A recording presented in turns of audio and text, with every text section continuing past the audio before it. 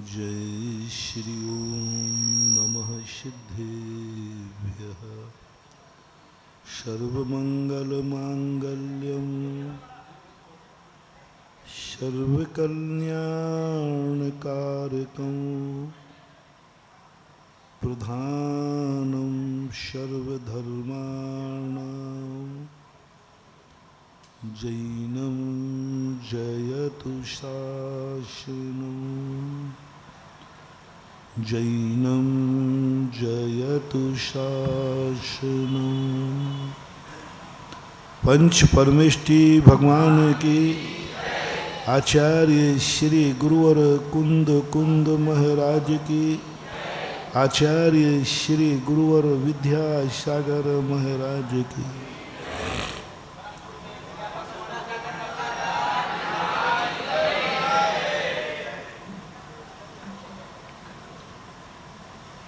कल अपन ने समझा था कि हर व्यक्ति को ये महसूस होता है, भय बना रहता है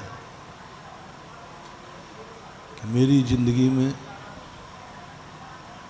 कभी कुछ ऐसा आ सकता है जिसको हम पाने के लिए असमर्थ हो सकते। दो विकल्प हर व्यक्ति की आत्मा में उठता है हमेशा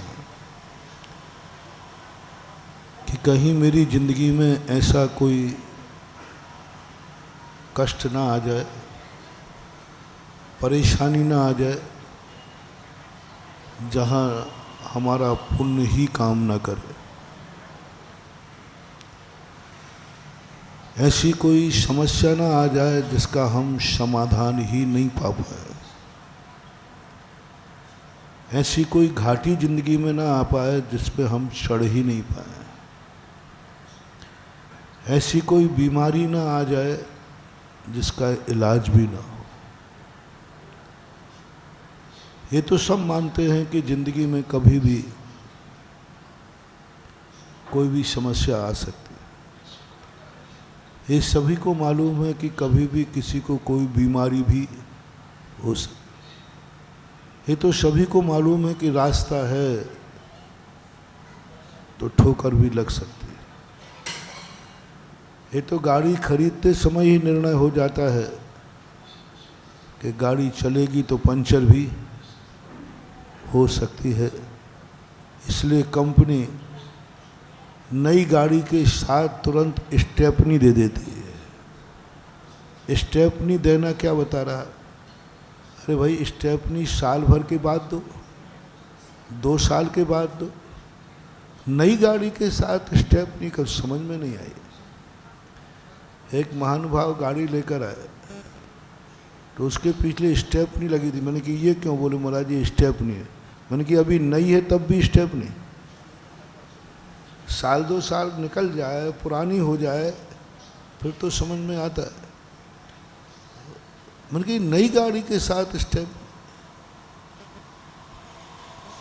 मर्सिडीज गाड़ी के साथ स्टेप क्यों? उन्होंने कहा महाराज गाड़ी कितनी भी नई हो,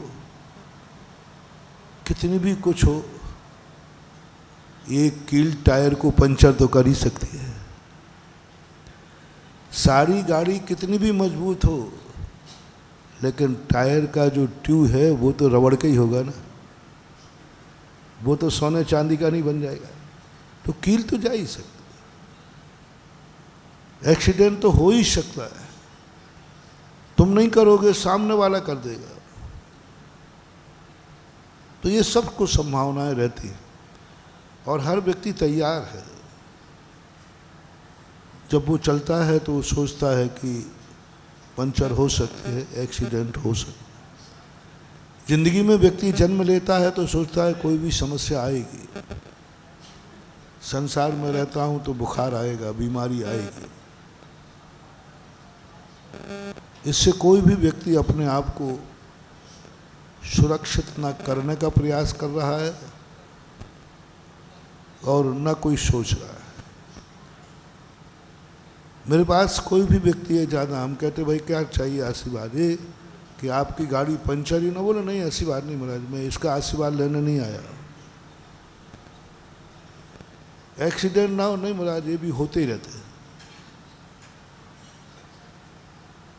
बीमारी नहीं आए, बोले महाराज इसका भी आशीर्वाद नहीं चाहिए, तो आती रहती है। परेशानियां, बोले महाराज ये भी कोई ज़्यादा कोई बड़ी बात नहीं है। इन सबके लिए आपके आशीर्वाद की जरूरत नहीं है। इसलिए हम मंदिर नहीं आते हैं, इसलिए हम भक्तांबर नहीं पढ़ते हैं कि हम समस्याओं से रहित हो जाए। हमारी जिंदगी में कोई समस्या रहे ही नहीं।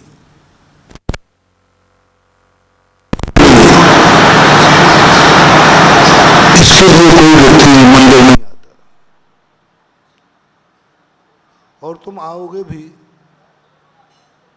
तो मैं ये आशीर्वाद दुनिया में आज तक बना ही नहीं है कोई आशीर्वाद जिस आशीर्वाद में ये ताकत हो, जिस गंधोदक में ये ताकत हो, जिस भगवान में ये ताकत हो कि जाओ तुम्हारी गाड़ी कभी पंचर नहीं होगी। व्यर्थ के आशीर्वाद, तुम्हें व्यर्थ के लोभ देने से मतलब क्या है? आज तक दुनिया में बने ही नहीं कोई आशीर्वाद, मंत्र ही नहीं बना जो ये कह दे जाओ तुम्हारे घर में किसी की मौत नहीं होगी। हाँ, मैं तुम्हारे लिए खोजता हूँ। तुम्हारे लिए क्या? तुम्हारे लिए खोजूंगा तो मैं अपने लिए भी लागू करूंगा। यदि कोई ऐसे मंत्र मिल जाए कि जिस मंत्र को पढ़ने के बाद मौत ही ना, व्यर्थ की चीज़ें मान। आज दुनिया में कोई आशीर्वाद बना नहीं, कोई मंत्र बना नहीं जो किसी व्यक्ति की मौत को रोक सके। मौत तो सबकी आई, चक्रवर्तियों की आई। कहाँ गए चक्री जिन जीता भरत खंड सारा, कहाँ गए वे राम और लक्ष्मण जिन रावण मारा, कहाँ कृष्ण रुक्मणी सत मामा सुमरन की नगरी, कहाँ गए वे लोभी गौरव जूझ मरे रन में। कहाँ है वे पांडव, कहाँ है वे कौरव, कहाँ है राम लक्ष्मण, कहाँ है भरत चक्रवर्ती आदि? कौन बचा पाया? कौन सा मंत्र है, कौन सी ताकत है? तो ना तो मैं मृत्युंजयी आशीर्वाद दूंगा, और मेरा आपसे कहना है आप लोग बहुत बुद्धू हो। यदि कोई मृत्युंजय आशीर्वाद देवे ना तो तुम जल्दी लाइन में लग जाओ, हमें दे दो, हमें दे दो। मत लगना लाइन में। मृत्युंजयी आशीर्वाद लेने के लिए कभी लाइन में लगना नहीं, क्योंकि मृत्युंजयी आशीर्वाद होता ही नहीं है। कोई तुमसे कहे कि जाओ मैं मृत्युंजयी आशीर्वाद देता हूं, समझ लेना ये पाखंडी है, समझ लेना ये लुटेरा है, समझ लेना ये धोखेबाज है, समझ लेना। हमारे यहाँ कभी भी ये देखो, तुमने देखा होगा जैन दर्शन में हम लोग आशीर्वाद देते हैं कभी आयुष्मान भव। हमने सारी दुनिया में आशीर्वाद यही देखे। आयुष्मान का अर्थ तुम मरो ही मत, अमर हो जाओ। तो मैंने कहा ये तो बढ़िया आशीर्वाद है। हमने जैन पुराण देखे, उनमें कहीं आशीर्वाद ही नहीं लिखा था कि किसी को आशीर्वाद दो आयुष्मान भव, मृत्युंजय भव, अमर भव, हाँ सौभाग्यवती, ये सारी चीज़ें जितने भी हैं ये आशीर्वाद मिले ही नहीं। मैंने सोचा कि ये मिल जाए तो हम भी बांटना शुरू करें भक्तों को, मिले ही नहीं। तो मैंने कहा जैन साधु क्या देता है? देखो सुनो, जैन साधु ये नहीं देता आयुष्मान भव, मृत्युंजय भव। खोल दूं? नहीं लेना हो तो मत लेना आशीर्वाद, लेकिन जो है तो है। क्या क्या गजब का मात विश्व का एक जैन दर्शन है जो झूठ आशीर्वाद नहीं देता। सारे लोग बड़े आशीर्वाद देते आयुष्मान भव, मृत्युंजय भव, मृत्युंजय विधान, मृत्युंजय मंत्र, ये सब मैंने सोचा जैन भगवान महावीर स्वामी आप तो सबसे बड़े ताकतवान थे, आपने क्यों अपने भक्तों को ये मंत्र नहीं दिया? हमें दो ये मंत्र, हम प्रचार करेंगे और जाके मरघट में बैठेंगे और सबको क्या देंगे? और मंदिरों में क्यों बैठेंगे? अस्पतालों में बैठूंगा ना, मिले ही नहीं। क्या गजब का आशीर्वाद लिखा महावीर स्वामी ने, तुम जैन मुनि हो।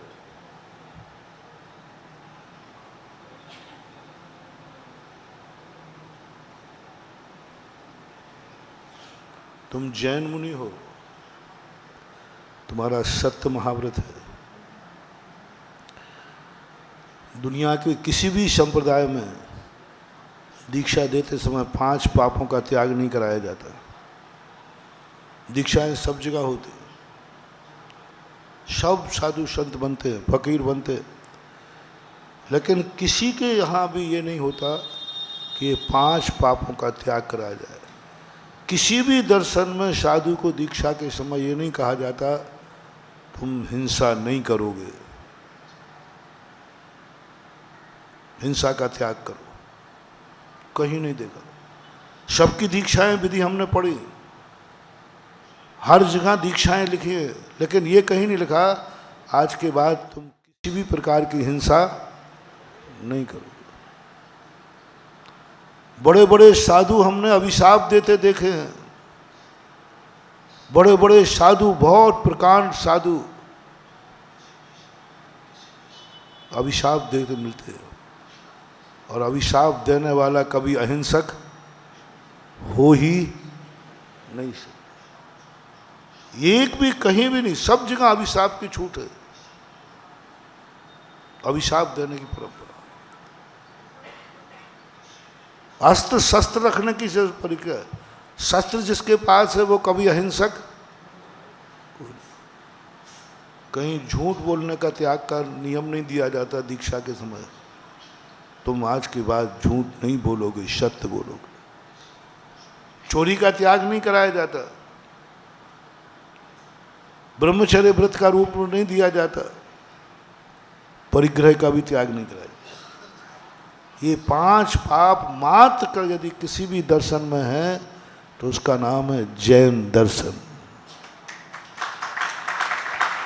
पहली शर्त है ये 5 पाप छोड़ो, हिंसा, झूठ, चोरी, कुशील और परिग्रह, ये मस्ट है।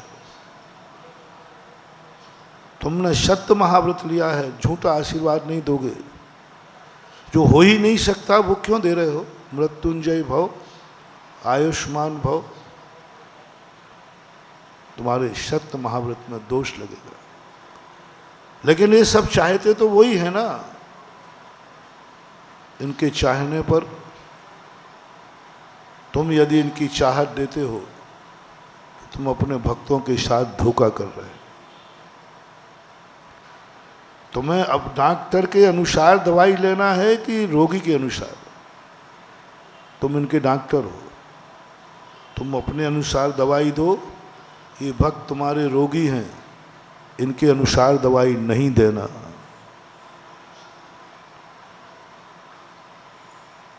तो कितनी बड़ी बात कही महानुभाव। फिर क्या आशीर्वाद दो इनको? सुनना, थोड़ा हार्ड मजबूत करना। क्या आशीर्वाद दो? भगवान ने कहा गुस्सा मेरे पे मत होना, उनसे पे होना। उन्होंने कहा अपने भक्त को आशीर्वाद दो, अच्छी तरह मरो, समाधिरस्तु। क्या गजब। मैं भी जब पहली बार मैंने पढ़ा तो मैंने कि कौन पागल है जो लेगा, कौन पागल है जो लेगा? समाधिरस्तु, अच्छी तरह मरो। फिर मैंने सोचा कि मरने का आशीर्वाद नहीं दिया जा रहा है, आगे क्या लगा दिया? अच्छी तरह। ओहो, अच्छी तरह मरने का अर्थ है अच्छी तरह जन्मना। जैसे कल कहा था ना कि क्यों समझते हो कि अंधेरा आ गया, ये समझो अंधेरा इसलिए आता है कि प्रभात काल आना है। यदि रात नहीं होगी तो प्रभात काल होगा ही नहीं। मैंने कहा ना, जहाँ रात नहीं होती ना वहाँ प्रभात काल नहीं होता, दिन तो होता है। पूरा दिन मांगलिक है कि प्रभात कालीन मांगलिक है? दिन मांगलिक नहीं है, दिन तो पूरा रहता है। तो प्रकृति ने कितना बड़ा आर्य खंड के लिए, कर्म भूमि के लिए कहा, देखो तुम्हें दिन नहीं चाहिए, तुम्हें यही दिन मांगलिक बन जाए, मंगल बन जाए, शगुन बन जाए। और यही सूर्य शगुन जब बनता है जब उदय होता है। और उदय जब होगा जब पहले अंधेरा करना पड़ेगा। अंधेरे के बिना प्रभात काल आ नहीं सकता। अपन सोचते हैं कि अंधेरा आ गया, रात आ गई। नहीं, सोचो रात नहीं आई है, प्रभात काल की प्रोसेस है, तैयारी है, प्रोसेस है, तैयारी है। जब तक अंधेरा नहीं होगा प्रभात काल कैसे? मन के यही तो जैन दर्शन कह रहा है, इनको आशीर्वाद दो। जन्म तुम्हारे हाथ में नहीं है, क्योंकि जन्म लेने के पहले कोई व्यक्ति तुम्हारे पास नहीं आएगा बाबा जी कि भगवान हमें आशीर्वाद दो, हमारा अच्छा जन्म होवे। पता नहीं कौन जीव कहाँ से आ रहा है। कोई जन्म लेने वाले जीव कभी महाराज के पास आ पाएंगे? पता ही नहीं कहाँ से आ रहा है। लेकिन मरने वाला जीव तो तुम्हारे सामने है ना। जन्मने वाले जीव का पता नहीं है कि कहाँ से आ रहा है, कौन आ रहा है, लेकिन मरने वाले जीव का पता है कि वो मेरा भक्त है, मेरे सामने है। बोलो आप लोग, क्या जन्मने वाले जीव का पता बता सकते हो कहाँ से आया है? नहीं बता। लेकिन मरने वाले का बता सकते हो कहाँ से मरा है? मैं बल्दियत के फलाना चंद, फलाने गांव का, फलाने नगर का, फलाना व्यक्ति इतने साल में ये मरण को प्राप्त किया, वो अपने पास है। तो उन्होंने कहा जो तुम्हारे सामने है, जो मर रहा है, निश्चित है, बस दे दो आशीर्वाद कि अच्छी तरह मरे। और अच्छी तरह मर गया तो फिर तुम्हें फिक्र करने की जरूरत नहीं, इसका जन्म भी अच्छा ही होगा। तो ये जो लॉजिक हैं जैन दर्शन के, बड़े गजब के। इसलिए उन्होंने कभी ये नहीं कहा कि तुम इनको ऐसे आशीर्वाद दो कि जिससे ये अमर हो। कभी कोई देवे ना तो ठगी मत जाना। बरुआ सागर में हुआ कि नहीं हुआ पता नहीं, कई शहरों में जरूर हुआ कि लोग कहते हैं कि तुम्हारे पास जो भी रुपया हो, सोना चांदी हो, एक रात मेरे पास रख जाओ, कल सुबह दूने हो जाएंगे। इसका अर्थ है कि आप सामने मत बैठ, लाइव में ना रहा है शकल, वो इधर आओ सामने। प्रवचन के समय हमेशा बगल में नहीं, पीछे नहीं, सामने बैठो। तो बरुआ सागर में हुआ है पहले, ये ले लो, चौकी ले लो, नीचे नहीं बैठवा दो तुम बैठे।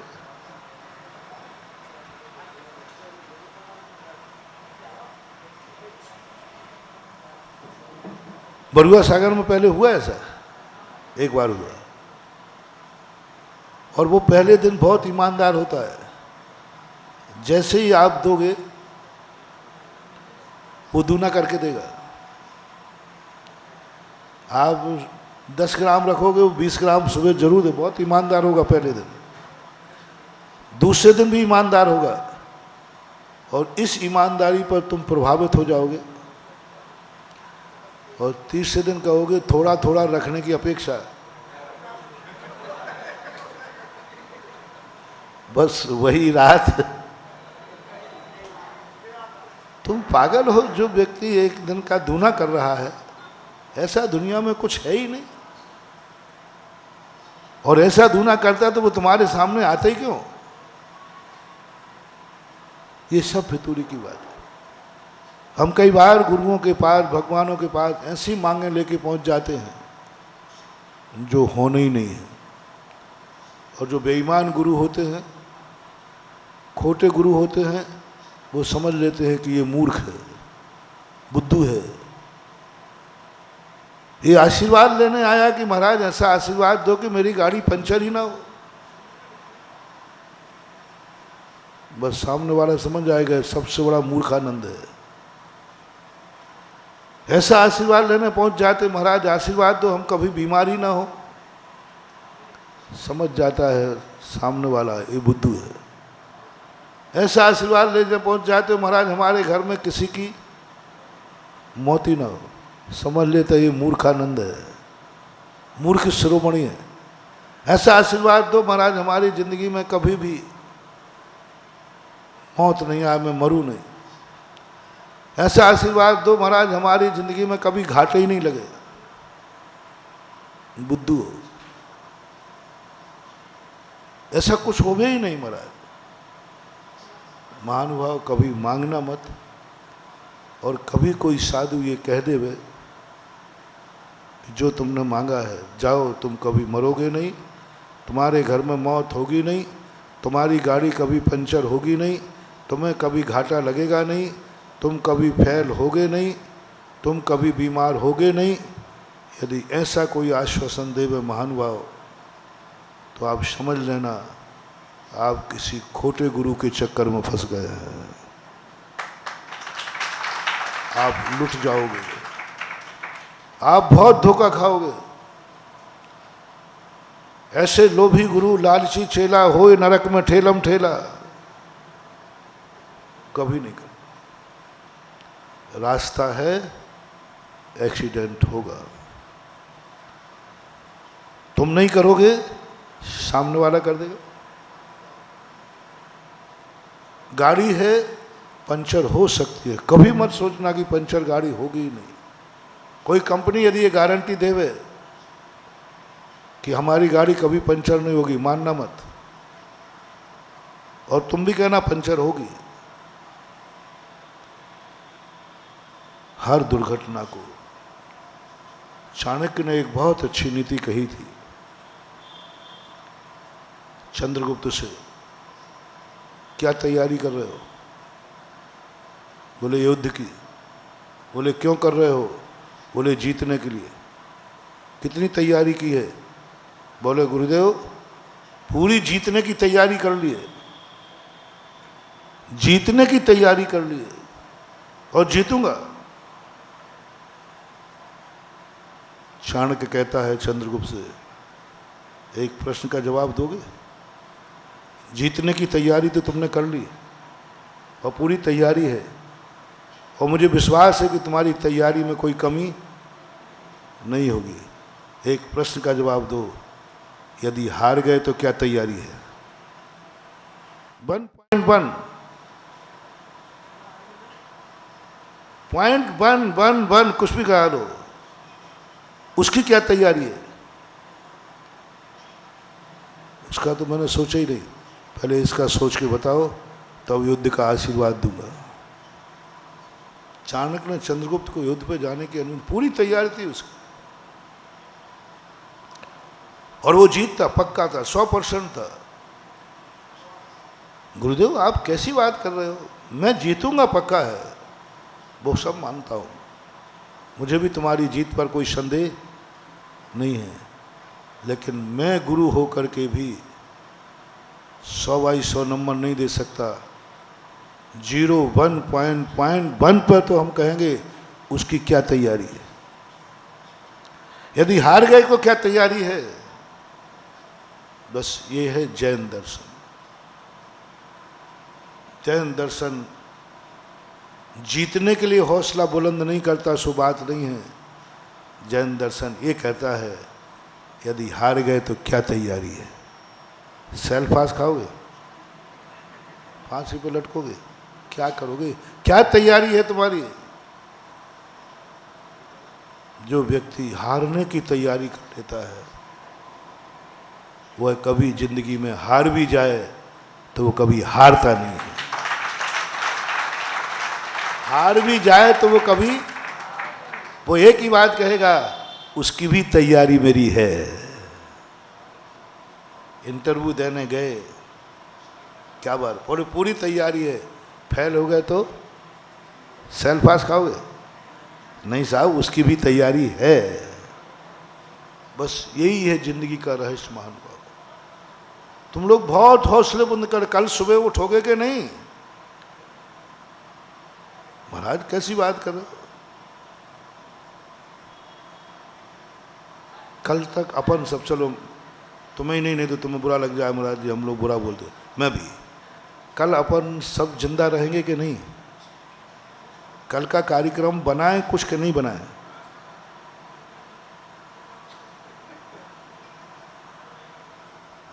कल का कोई कार्यक्रम बनाऊं कि नहीं बनाऊं? तो कल जिंदा रहेंगे?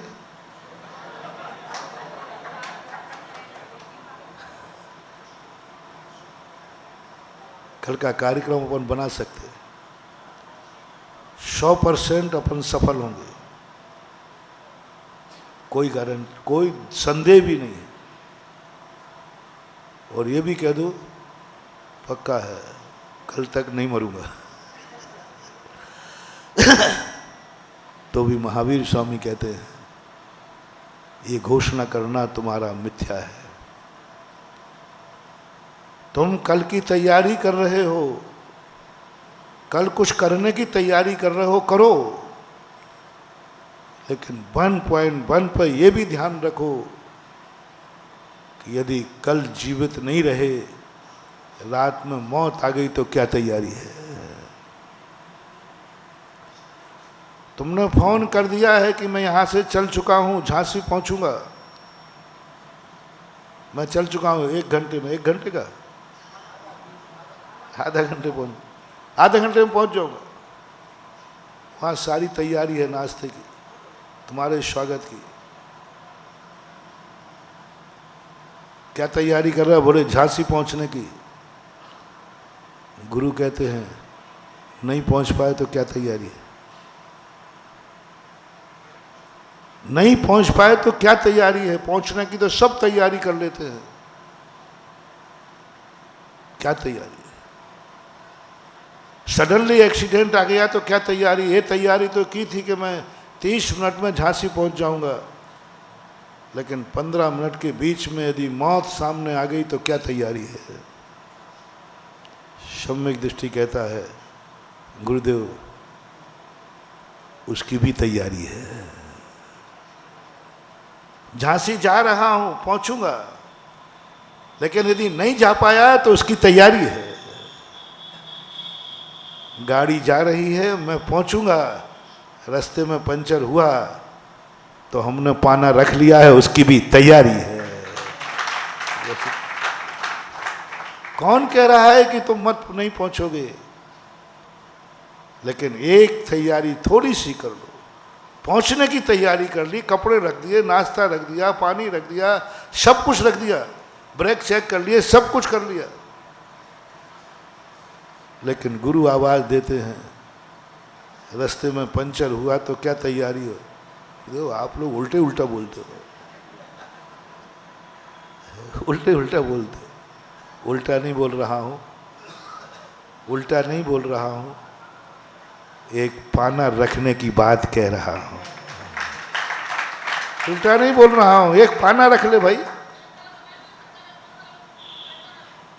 कहीं हुआ तो कह सकते हो कि मैं पहले से ही पंचर की सामग्री लेकर के आया था। मैं नमोकार मंत्र इसलिए नहीं पढ़ा रहा हूं कि नमोकार मंत्र पढ़ ले। मैं ये नहीं कह रहा हूं कि तू झांसी नहीं पहुंच पाएगा, तुम्हारा गुरु हूं। तो फिर क्यों आप कह रहे हो? ऐसा सोचते क्यों है? मैं पहुंचूंगा, तू पहुंचेगा पक्का है, लेकिन ये नमोकार मंत्र ले जाए काय के लिए? यदि नहीं पहुंच पाया तो नहीं पहुंच पाया, रास्ते में एक्सीडेंट हो गया है।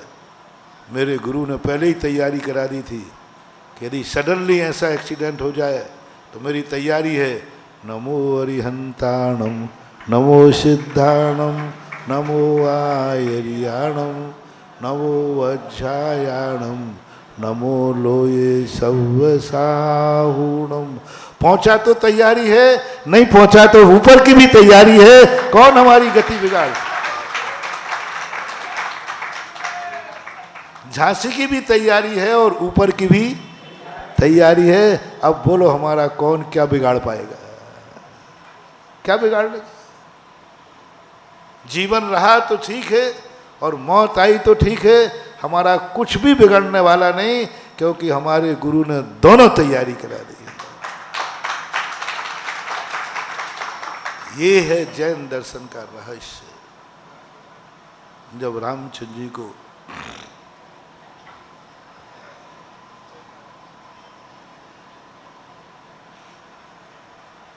गुरु वशिष्ठ कहते हैं, जाओ लकड़ी बीन करके लाओ,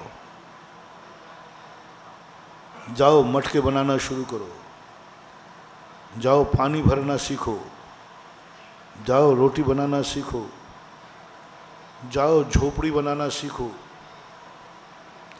लक्ष्मण कहता है, भैया इस गुरु से कहो इसकी खोपड़ी खराब है, कौन सी पढ़ाई पढ़ा रहा है? अरे मैं राजा दशरथ का पुत्र हूं और मुझे राजगद्दी पर बैठना है, राजनीति सिखाओ, तलवार चलाना सिखाओ, तीर कमान सिखाओ, युद्ध सिखाओ।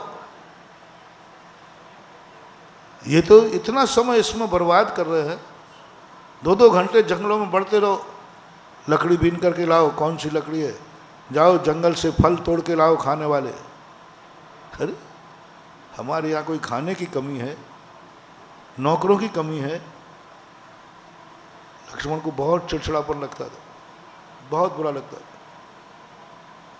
रामचंद्र जी कहते, लक्ष्मण बोले भैया, एक दिन लक्ष्मण भैया को पकड़, पहले भैया तू यहाँ बैठ, बड़ा गुरु का चेला बनता है, पहले तू मुझे समझा, ये जो अपन को सिखाया जा रहा है झोपड़ी बनाना, मटके बनाना, ये अपने ज़िंदगी में कब काम आएंगे? आप हमारे बड़े भैया हैं? बोले हैं। तो पिताजी के बाद राजगद्दी पे किसको बैठना है? आप। और आपके बाजू में खड़ा किसको होना है? मुझे। और अपने यहाँ अयोध्या में कितने नौकर हैं? अयोध्या का कितना बड़ा राज्य है? रामचंद्र जी कहते, लक्ष्मण ये प्रश्न मैं नहीं उत्तर दे पाऊंगा, मेरे पास तो एक ही बात है, जो गुरु दे रहे हैं वही श्रेष्ठ है। क्योंकि हमारी दूरदृष्टि नहीं है। अरे इसमें क्या दूरदृष्टि रखना, राजकुमारों को राजा की बात बताना चाहिए, ये फकीरों की बात बताई जा रही, गरीबों की बात बताई जा रही। एक दिन लक्ष्मण ने कहा, गुरुदेव आप गुस्सा मत होना, जितना आप हमसे ये काम कराते उतना हमसे तलवार चलाना सिखाओ। गुरु ने कहा, ये तो तुम सीखने आए ही हो, ये तो तुम्हारे पिता ने सीखने भेजा ही है, इसको तो सीखने की रुचि तुम्हारी है ही, ये तो सिखाऊंगा ही सिखाऊंगा।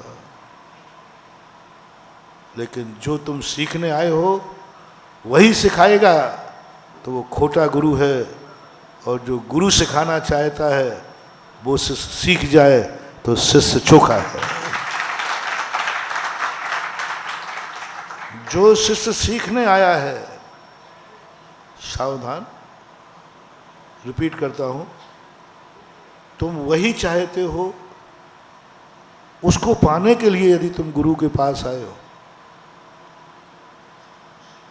कि मैं गुरु के पास जाऊंगा, गुरु वही देंगे जो मेरी इच्छा है, गुरु से वही आशीर्वाद लूंगा जो मेरी इच्छा है। मुझे अपने गुरु पर विश्वास है, मेरी हर इच्छा पर आशीर्वाद मिलेगा। मेरा भगवान इच्छा पूर्ति है, इच्छा पूर्ति है, और मैं मना लूंगा, पक्का है, अच्छे से मना लूंगा, रोकर मना लूंगा, धोके मना लूंगा, धमकी दे के मना लूंगा, लेकिन मुझे मालूम है मेरा गुरु मान जाएगा। और यदि गुरु मान जाए, ये तो तुम्हारी बात है, जिस दिन तुम्हारे मन में ऐसा भाव आ जाए, भगवान से हो, गुरु से हो, माँ बाप से हो, किसी भी बड़ों से हो, तुम्हारे मन में जब भी भाव आ जाए कि ये गार्जियन है, ये मेरे से बड़े हैं, मैं अपनी इच्छा की पूर्ति इनसे करा लूँगा, जो मैं चाहता हूँ वो इनसे करा लूँगा, समझ लेना तुम्हारा नाम ही दुर्योधन है। दुर्योधन की ये इच्छा, दुर्योधन कहता था कि मैं जो कहूँगा ताश्री मानेंगे, द्रोणाचार्य मानेंगे, पिताजी मानेंगे, ये जितने बड़े हैं सब मेरी इच्छा पूर्ति के लिए हैं। उसने बड़ों से स्पष्ट कहता था, आप लोग मेरे राज्य में हो, मेरे लिए हो, मेरी इच्छा पूर्ति करने के लिए हो, जो मैं कहूँगा वो करो। और आप लोगों ने महाभारत देखा होगा, उसने जब जब अपने वृद्धजनों से यही कहा, हे ताश्री क्या कर रहे हो, आपके लिए मैं नहीं हूं, आप मेरे लिए, गुरु आप मेरे लिए हैं, पिताजी आपके लिए नहीं हूं, आप मेरे लिए हैं। जब जब बड़े जनों को महानुभाव आपके मन में भाव आ जाए, ये बड़े सब मेरे लिए हैं, मेरी इच्छा के लिए हैं, मेरे जीवन में काम आएंगे, समझ लेना, बहुत कड़वा सत्य दे रहा हूं, समझ लेना इसी का नाम दुर्योधन है। वो दुर्योधन हुआ था कि नहीं हुआ था वो तो हमने शास्त्रों में पढ़ा है, वो तो श्रद्धा का विषय हमने और तुमने देखा नहीं है, लेकिन तुम्हारे मन में ये भाव आ गया, समझ लेना तुम साक्षात जीवित दुर्योधन हो। क्योंकि तुम्हारे मन में भाव आ गया, बड़े किसके लिए हैं, रिपीट करता हूं, बड़े किस लिए हैं, मेरे लिए। माता पिता किसके लिए हैं, मेरे लिए। गार्जियन किसके लिए है, मेरे लिए। भगवान किसके लिए हैं, गुरुजी किसके लिए हैं, नमोकार मंत्र किसके लिए है, भक्तांबर किसके लिए है, सब। तुरंत अपना नाम दुर्योधन का लगा देना, तुम ही दुर्योधन के वंशज हो। वंशज क्यों कहूँ, तुम ही दुर्योधन हो।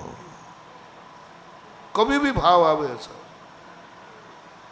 संभालना अपने आप को। आज एक मंत्र ले लो बरुआ सागर वालों, और जो भी लाइव में बैठे दुनिया में सुन रहे हैं वो सब एक मंत्र ले। जब भी बड़ों के प्रति तुम्हारा ये भाव आए, ये मेरे लिए हैं, बस समझ लेना तुम्हारा डाउनफॉल चालू, विनाश चालू, तुम्हारा अपशगुन हो गया। अब कितनी ताकतें कर लो, सारे बड़ों को अपने अंडर में कर लो तो भी तुम्हारा विनाश होगा। सारी दुनिया को अपने अंडर में कर लो, ताश्री को अंडर में कर लिया, द्रोणाचार्य को अंडर में कर लिया, सारी दुनिया को अंडर में कर लिया। जितने बड़े जन थे, हस्तिनापुर का राजा धृतराष्ट्र भी किसके अंडर में था, सब अंडर में थे। दुर्योधन कहता अब मेरा कौन क्या बिगाड़ लेगा, कौन मेरा क्या बिगाड़ लेगा, सारी दुनिया की महाशक्तियां मेरे अंडर में हैं, मेरे लिए हैं। बोलो, ये दोष आप लोगों में है कि नहीं? झूठ मत बोलना, हम पूछेंगे नहीं, अपनी अपनी छाती पे हाथ रख के बोल। महानुभाव, बहुत खतरनाक दोष है, हम कुछ नहीं कर पाएंगे, ताश्री कुछ नहीं कर पाएंगे। तुम उनके, वो तुम्हारे पक्ष में होते हुए भी वो भी मिट जाएंगे और तुम भी मिट जाएगा। क्योंकि ताश्री को तू अपने लिए मान रहा है, अपनी इच्छा पूरी करने के लिए ताश्री को अपने पक्ष में रखा है। ताश्री भी मिटेगा और तू भी मिटेगा, गुरु भी मिटेगा और तू भी मिटेगा, बाप भी मिटेगा और बेटा भी मिटेगा, भगवान भी मिटेगा, गुरु भी मिटेगा, भक्तांबर भी मिटेगा, नमोकार मंत्र भी मिटेगा, और उसके साथ तू भी मिट जाएगा। और कड़वा मोटिवेशन है। और ये दोष, ओहो, ये दोष 99.99 लोगों में है। जब भी किसी बड़ी शक्ति को देखते हैं तो एक ही भाव आता है, इनसे मैं अपनी इच्छाएं पूरी करा लूं। जब तुम्हें तो थोड़ी सी तुम्हें पता चल जाए इससे मेरी इच्छाएं पूरी हो सकती हैं, तो आपका तुरंत लालच करता है, तुरंत लालच करता है कि मैं अपनी इच्छाएं पूरी करा लूं। वो भगवान भी क्यों ना, अपन को पता चल जाए कि ये भगवान हमारी इच्छाएं पूरी करता है, हम दौड़े चले। जैसे कल हमने कहा था कि 13 तारीख के पहले निकाल लिया जाए कि बरुआ सागर में जो अभिषेक हो रहा है, जो यहाँ के अभिषेक करेगा वह जीतेगा। तो सारे प्रतिनिधि कहाँ आ जाएंगे? वो प्रतिनिधि नहीं आएंगे, सारे दुर्योधन आ जाएंगे। दुर्योधन इस जहर को, इस अपशकुन को यदि निकाल सको आप लोग अपनी जिंदगी में से, तो तुम तो धन्य होगे, मेरा बरुआ सागर आना धन्य हो जाएगा, मेरा तुम्हारा गुरु बनना धन्य हो जाएगा, मेरा आशीर्वाद धन्य हो जाएगा। बस एक दोष अपनी जिंदगी में निकालना है। जो चीज़ तुम्हें प्रिय है, जो चीज़ तुमसे ज़्यादा शक्तिमान है, जो चीज़ तुमसे ज़्यादा मूल्यवान है, जो चीज़ तुम्हें अच्छी लगती है, उससे कभी अपनी इच्छा पूरी कराने का भाव मत करना।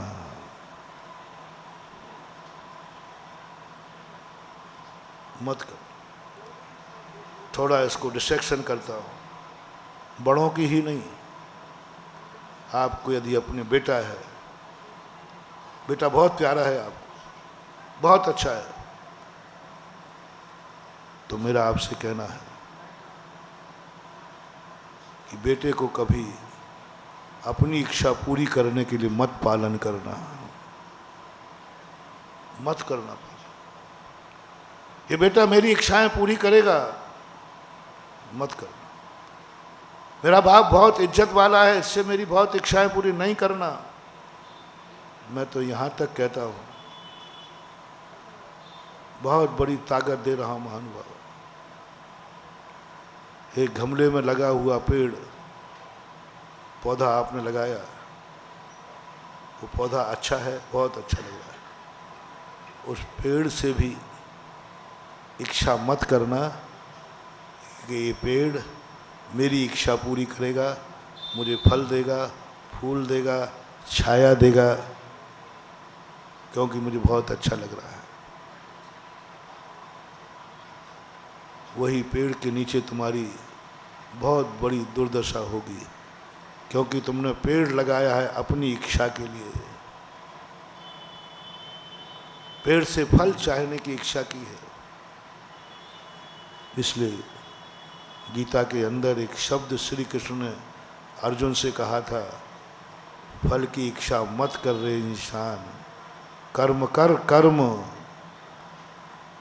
तेरा कर्म है पेड़ को लगाना, तेरा अधिकार नहीं है पेड़ से कुछ पाना। कर्म कर, कर्म, कर्तव्य करो, कर्म करो। तो पेड़ लगाऊं या नहीं लगाऊं, मैंने मना नहीं किया। ये पौधा तुम्हें बहुत अच्छा लगता है, पर कभी यह भाव नहीं करना ये पौधा मुझे बहुत अच्छा लगता है, इसके फूल आएंगे, इसके फल आएंगे, ये बड़ा होकर मुझे छाया देगा। यही दुर्योधन की नीति है, ये मेरी इच्छाएं पूरी करेगा। बोलो, आप लोगों की जिंदगी में जो जो वस्तुएं आती हैं उनके प्रति आपकी क्या अपेक्षा है? यही ना, मकान भी बनाओगे तो किस लिए? हर चीज में अपनी इच्छा पूरी। धन कमाओगे तो किसके लिए? अपनी इच्छा पूरी करनी। धन कमाओगे तो इसलिए धन आएगा, मेरी ये इच्छा पूरी होगी, मैं ये करूँगा, मैं ये करूँगा। बहुत बड़ी शेख चिल्ली जैसी आप कल्पनाएं करते। 2 रुपया आया नहीं और आपने कल्पनाएं शुरू, मैं ये करूँगा, मैं ये करूँगा। इसलिए कुछ नहीं हो रहा है, विनाश हो रहा है। देने वाला भी मर जाता है और हमें कुछ नहीं मिल पाता। ताश्री मर गए, दुर्योधन को कुछ नहीं मिला। द्रोणाचार्य मर गए, दुर्योधन को कुछ नहीं मिला। उसके लिए लड़े, ताश्री अन्याय से लड़े, लेकिन दुर्योधन के लिए लड़े, कुछ नहीं दे पाए। गुरु दुर्योधन के लिए लड़े, ना अपने को बचा पाए और ना दुर्योधन को कुछ दे पाए।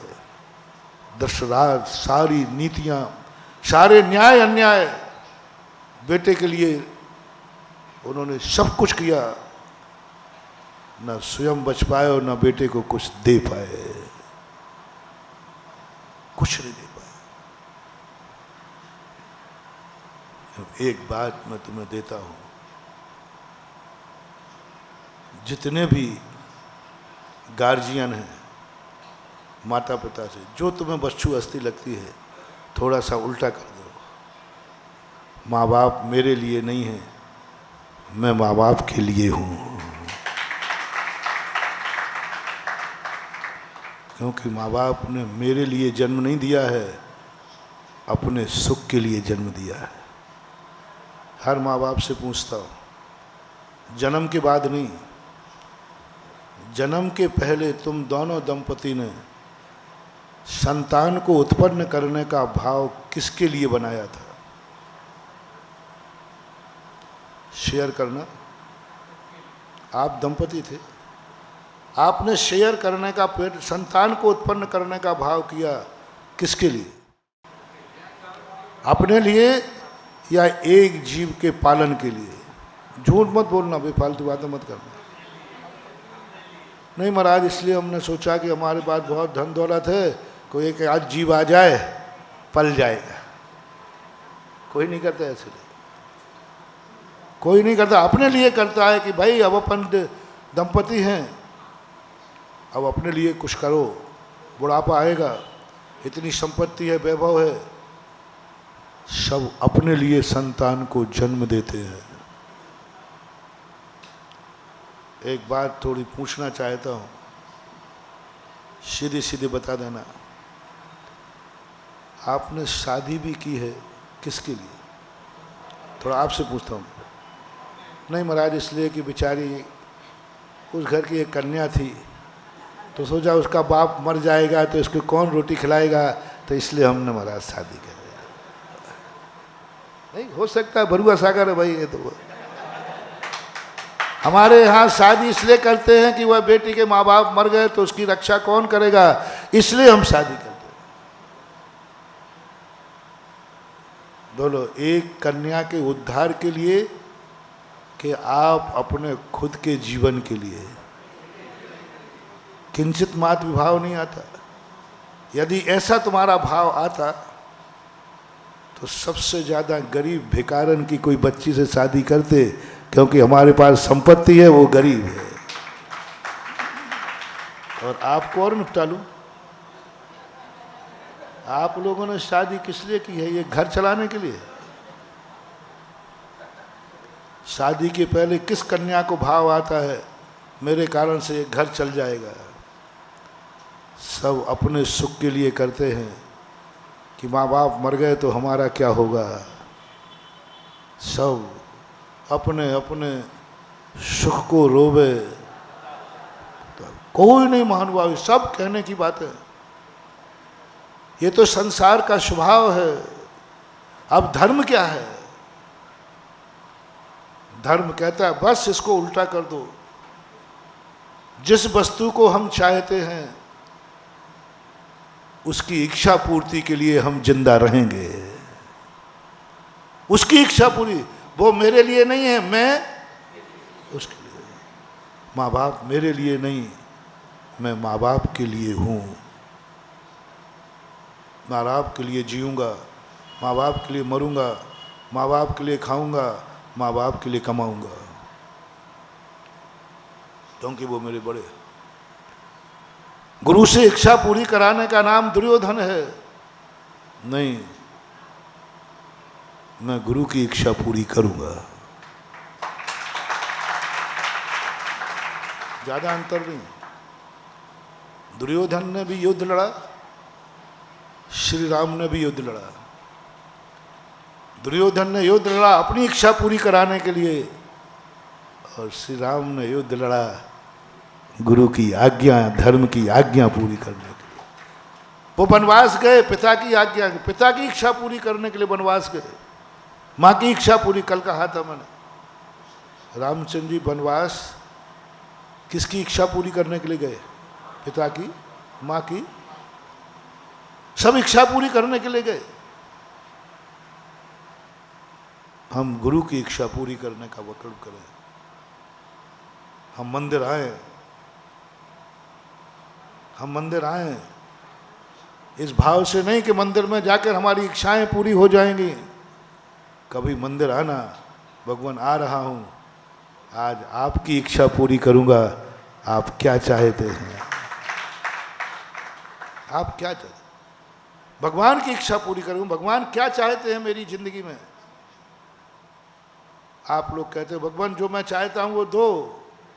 कभी आना भगवान आप मेरे से क्या चाहते हो? जो तू चाहेगा वही मेरी जिंदगी होगी। जैसा तू चाहेगा वैसा ही मेरी करनी होगी। जहां जो चाहेगा वहीं मैं रहूंगा। जो तू चाहेगा वही मैं करूंगा। मेरी कोई इच्छा नहीं है, तेरी इच्छा पूरी करना ही मेरा काम है। मेरा कोई कार्य तुझसे नहीं कराना है, तेरे हर कार्य को करना मेरा धर्म है। इसी का नाम हनुमान है। रामचंद्र जी कहते हैं बेटा हनुमान, दुनिया ने सबने अपनी अपनी इच्छाओं के अनुसार, विभीषण ने लंका को प्राप्त कर लिया, सुग्रीव ने किष्किंधा को प्राप्त कर लिया। जो जो मेरी जिंदगी में आए उसने सब ने अपनी अपनी इच्छाएं पूरी कर ली। सुग्रीव की क्या इच्छा थी? मेरा राज बन जाए। विभीषण की क्या इच्छा थी? मेरा राज में। सब ने इच्छा पूरी की, बस अंतिम तू बचा है। तेरी इच्छा क्या है? हनुमान ने कहा साहब मेरी कोई इच्छा नहीं है। बोले ऐसा नहीं होगा। क्या जवाब दिया हनुमान ने? प्रभु मेरी यही इच्छा है कि मैं सदा आपकी इच्छा पूरी करूं। आप मेरे लिए नहीं लड़ेंगे, मैं आपके लिए लड़ूंगा। आपका जन्म मेरे लिए नहीं हुआ है, मेरा जन्म आपके लिए हुआ है। आपका जन्म मेरे लिए नहीं है प्रभु, मेरा जन्म आपके लिए। आप मेरे कार्य नहीं करेंगे, मैं आपके कार्य करूंगा। आप मेरे संकट दूर नहीं करेंगे, मेरे बॉडीगार्ड नहीं है, मैं आपका बॉडीगार्ड हूं, आपका संकट दूर करूंगा। बोलो राष्ट्रपति बॉडीगार्ड को बचाता है या बॉडीगार्ड राष्ट्रपति को बचाता है? बड़ा कौन है? भगवान कौन है? छोटा कि बड़ा? तुम कौन हो? तो तुम्हें भगवान बचाएगी, तुम भगवान को बचाओ। क्या मूर्खानंदो, तमाशा मचा रखा है। भगवान को बॉडीगार्ड बना रखा, भगवान बचाओ। तेरे बाप के नौकर हैं जो बचाए। गुरु महाराज बचाओ, पिताजी बचाओ, नमोकार मंत्र बचाओ, धर्म बचाओ। जहां देखो जहां वहीं त्राही त्राही मची, बचाओ बचाओ बचाओ। सारे गार्जियनों को तुमने अपना नौकर समझ रखा है, बॉडीगार्ड समझ रखा है, और तुम मालिक बन गए हो। और वो बॉडीगार्ड बेचारा बचाता फिरेगा। नीति तो यह कहती है जो हमारा बड़ा है उसको बचाने के लिए मुझे मरना पड़े तो बॉडीगार्ड तैयार रहता है। तेरे लिए मरना पड़ेगा, तू मेरे लिए मरेगा नहीं, मैं तेरे लिए मरूंगा।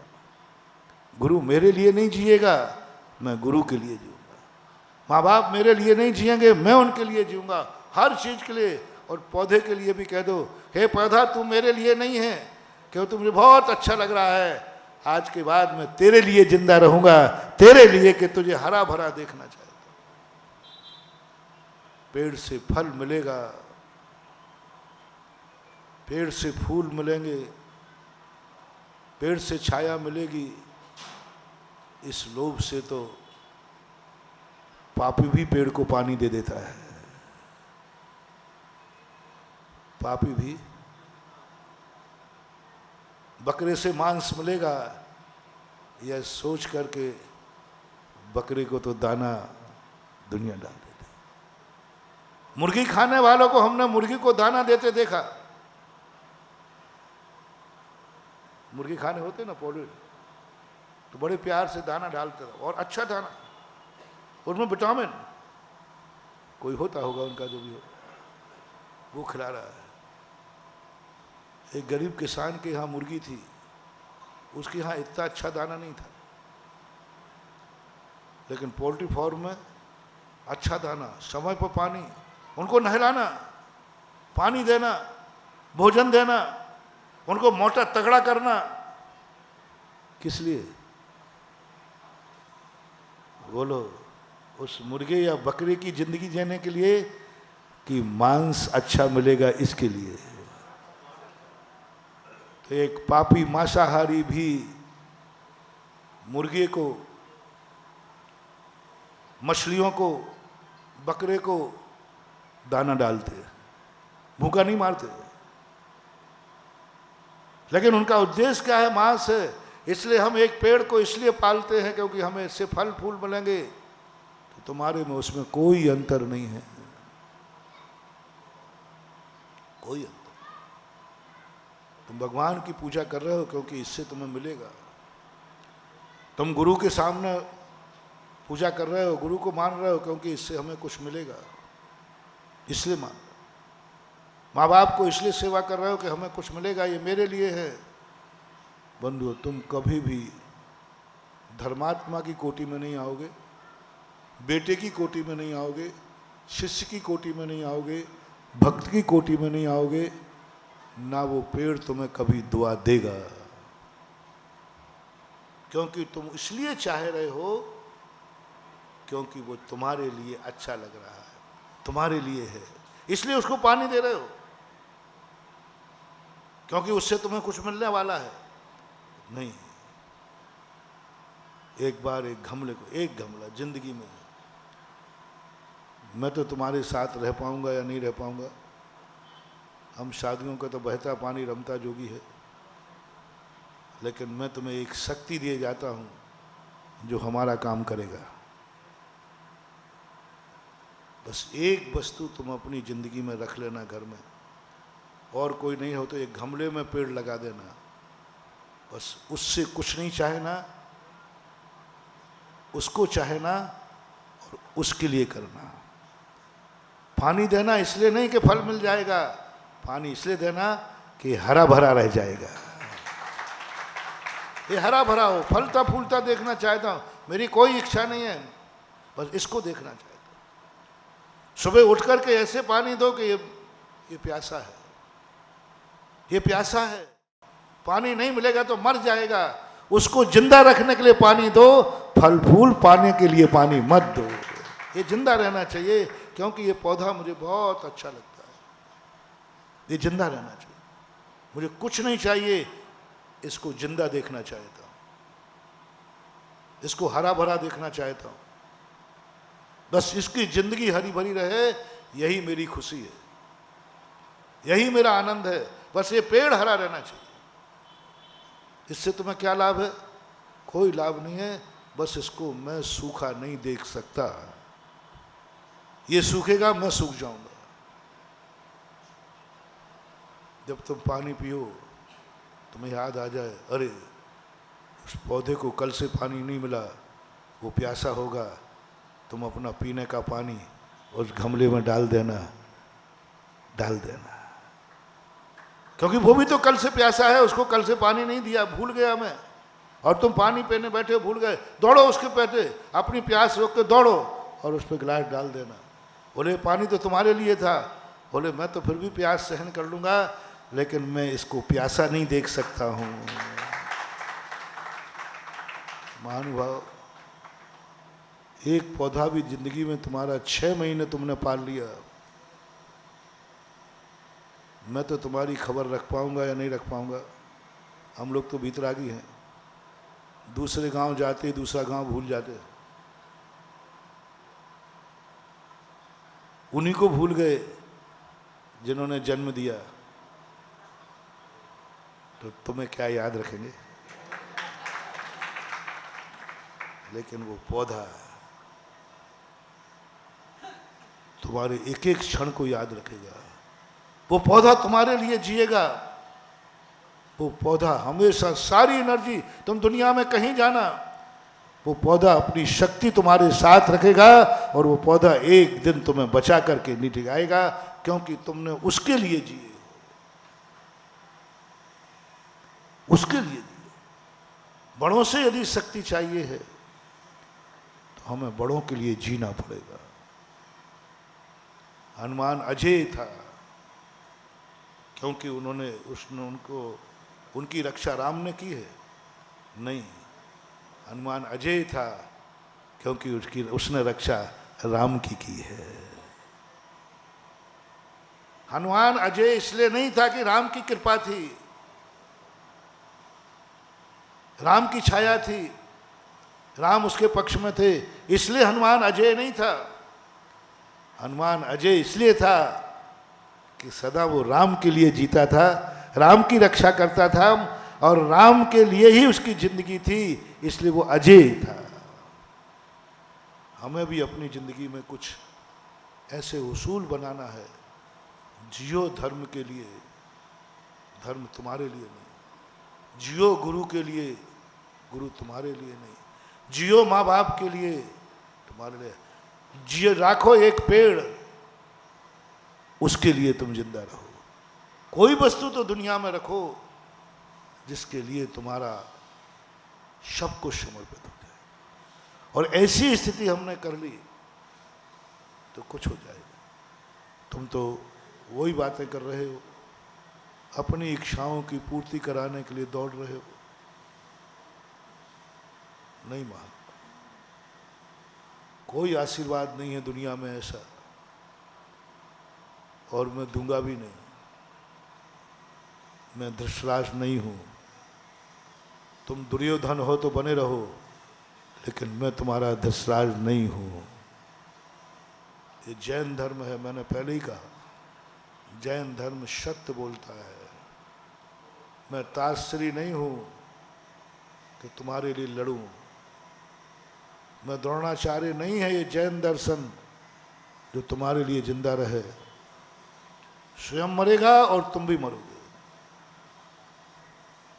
ये धर्म उसके पास जाना चाहता है, वो सत्य है। वो कहता नहीं, मेरा कोई आशीर्वाद नहीं कि मृत्युंजयी आशीर्वाद, जाओ तुम्हारे जीवन में कोई संकट नहीं आएगा,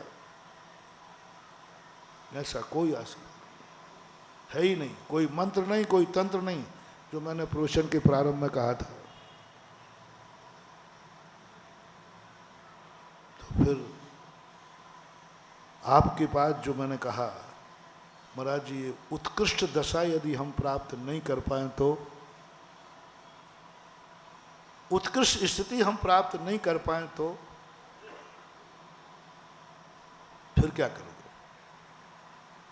उसके लिए भी रास्ता है, लेकिन पहला रास्ता जो हमने दिया, जब भी कोई संस्कार अपनी जिंदगी में आता है, 2 तरीके से लेना।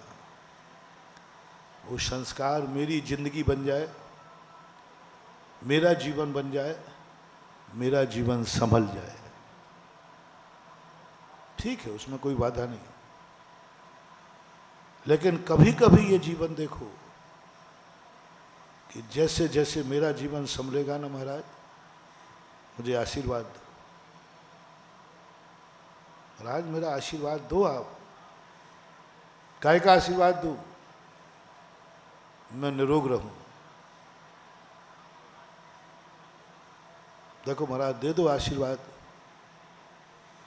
यदि मैं निरोगी हो गया ना तो मालूम मैं कितना बड़ा काम करूंगा, मैं ना जाने कितनों की सेवा करूंगा। इसलिए आप मुझे निरोगी बनने का आशीर्वाद। महाराज आप मुझे बरुआ सागर का धंधा पानी अच्छा चल जाए, बहुत बढ़िया व्यापार चले, बहुत अच्छी कमाई हो, ये आशीर्वाद दे दो। मैं नहीं दूंगा क्योंकि है ही नहीं। यदि होता तो मैं तो सारे भिखारियों को अमीर बना देता। महाराज देखो आप छुपा रहे हो, हमें मालूम है आपके पास है। आप तो एक आशीर्वाद दो कि हम लोगों का व्यापार धंधा चले। अब साधु देने वाला नहीं है क्योंकि वो धृतराज नहीं है। तुम कितनी मांगना, आप साधु से दिलवाओ। साधु को मनाना कोई साधारण चीज नहीं। देखो महाराज दे दो, आप आशीर्वाद दे दो, देखो दे दो। मैं कह रहा हूँ आप दे दो, हमारा धंधा पानी अच्छा चल जाए। कुछ स्टॉक रख लिया है वो 1 के 2 हो जाए। आप दे दो महाराज, दे दो। मैं तो नहीं दूंगा।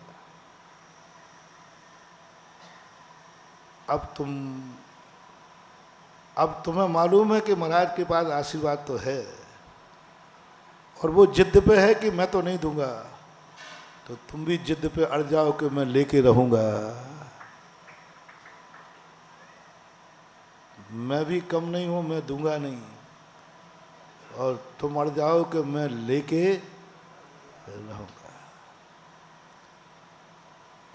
चलो हो जाने दो दोनों की, कौन जीतता है? कौन जीतता है देखता। मैं दूंगा नहीं और तुमने नियम लिया है कि मैं चलने दो। ये कब तक चलेगा? हमने भी संकल्प कर लिया, तुमने भी कर लिया। बोलो ये कब तक चलेगा? कौन झुकेगा? योगी हट भी कम नहीं है, ध्यान रखना। और तुम्हारी बालक हो तो बाल हट भी कम नहीं है, ये ध्यान रखना है। योगी हट है कि मैं दूंगा नहीं बाल हट है कि मैं लेके रहूं। ओहो गजब मान लो। महाराज को झुकाना नहीं, कला देखना। महाराज देखो दे दो आशीर्वाद। यदि आपने हम बरुआ सागर वालों को आशीर्वाद दे दिया ना कि हमारा व्यापार चल गया, तो मालूम क्या होगा? क्या होगा? तो एक नई गाड़ी खरीदेगा, तू घूमने जाएगा, तू अच्छा मकान बनाएगा, तू ऐसा आराम करेगा। बोले बाबा जी ये नहीं, ये तो आपको पसंद ही नहीं है। मैं समझ गया कि आप इसलिए आशीर्वाद नहीं दे रहे हैं कि हमारा व्यापार अच्छा चला तो ये बरुआ सागर छोड़ के झांसी में चला जाएगा। क्योंकि जिनके पास पैसा बढ़ा और वे छोड़ के चले गए। नहीं नहीं भाई, ऐसी बात नहीं है। आप इसलिए नहीं दे रहे हो कि हमारे पास पैसा बढ़ेगा तो बंगला बढ़ाऊंगा, गाड़ी बढ़ाऊंगा, घूमने जाऊंगा, ऐश करने जाऊंगा। भगवान गुरुदेव मैं आपका चेला हूं, आपकी पसंद भी जानता हूं। ये चीजें नहीं करूंगा क्योंकि ये आपको पसंद ही नहीं है। और आप यही मान रहे हैं ना, इसलिए नहीं दे रहे ना आशीर्वाद। मैंने कहा हाँ इसलिए नहीं दे रहा। तुम पहले ही से बता दो ना अपने गुरु की अंदर की बात। आप क्यों नहीं दे रहे? मुझे मालूम है कि मेरे पास धन दौलत बनेगा और हम पाप करेंगे, ऐसो आराम करेंगे, दुनिया भर के कार्य करेंगे। आप इसलिए नहीं दे रहे ना आशीर्वाद। हाँ अब तू जान ही गया है तो सुन ले, जान ही गया है तो सुन ले। मैं इसलिए आशीर्वाद नहीं दे रहा हूं, जिन जिन के पास धन दौलत बड़ी दे के देख लिया है। दूध का जला बालक दही को फूंक फूंक पीता है। जब जब मैंने जिसको आशीर्वाद दिए वह धर्म से दूर हो गया। धर्म से दूर हो गया। एक कलेक्टर बनने वाले को आशीर्वाद दिया, अभिषेक करता था प्रतिदिन, आहार दान देता था प्रतिदिन, उसको आशीर्वाद दिया। पूरी बात नहीं बता रहा हूँ, थोड़ी सी बता, कई बार बता चुका हूँ। बहुत गरीब था, बहुत परेशान था परिवार, सारी जायदाद उसकी पढ़ाई में लग गई थी उसके परिवार की।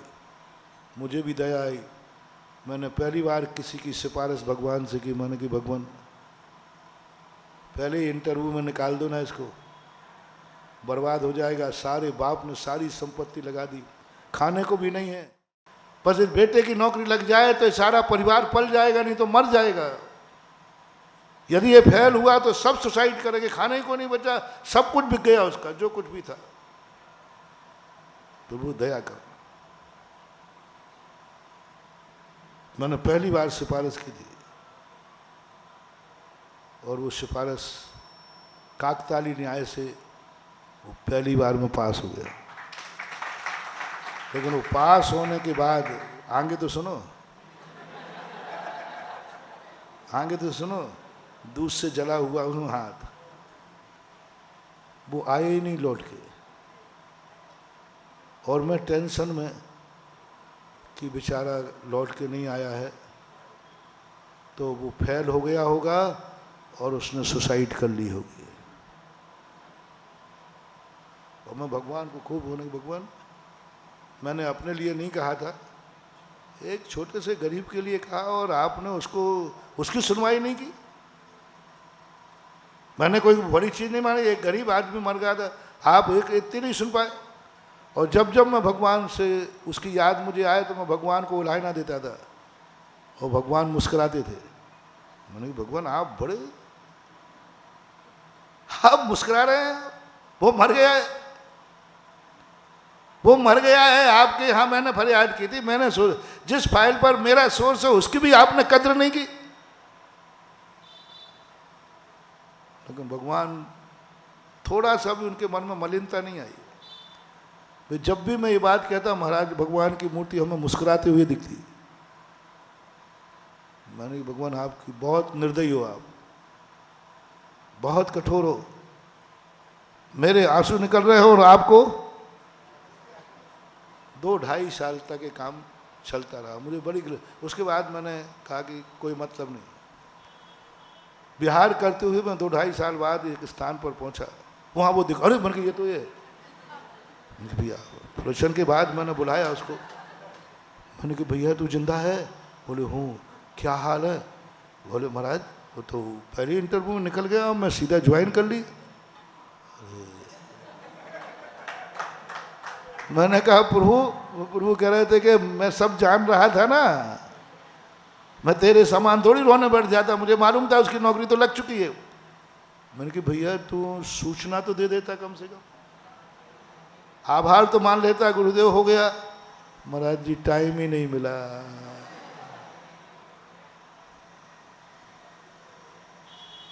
गरज परे कछु और है, गरज सटे कछु और। मैंने आंख बंद कर ली, टाइम ही नहीं मिला महाराज। फिर बोला आई एम सॉरी। फिर मैंने कहा भैया प्रभु की कृपा से तू पास हुआ है, अभिषेक वगैरह चल रहा है। बोले महाराज आप क्या बोले? अब आई एम IAS ऑफिसर, मैं अभिषेक करूं, मैं अभिषेक करूं धोती दुपट्टा पहन के। मैंने कहा तू तो आते ही धोती दुपट्टा पहन के हार देता था।